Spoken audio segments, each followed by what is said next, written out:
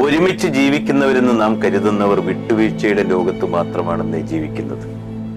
ഓരോ നിമിഷവും ജീവിതമെന്ന പളുങ്കുപാത്രം തുടച്ചു മിനുക്കി അതിൽ തന്റെ ചിരിക്കുന്ന മുഖം മറ്റുള്ളവരുടെ മുമ്പിൽ ഉറപ്പുവരുത്തുന്നവർ, മറ്റൊരാളുടെ സ്നേഹം നഷ്ടപ്പെടാതിരിക്കുവാൻ സഹനശക്തിയുടെ പാലം പണിത് ആ നിസ്സഹായതയിൽ ജീവിക്കുന്നവർ.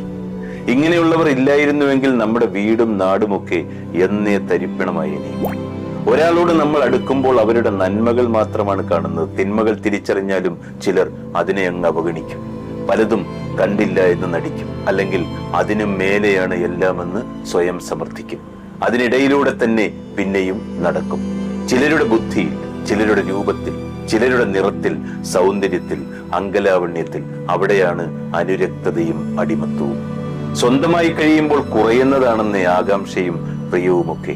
പിന്നെ മടുപ്പുകൾ സൃഷ്ടിക്കുന്ന യാന്ത്രികതയിലൊക്കെ എണ്ണയിട്ടുള്ള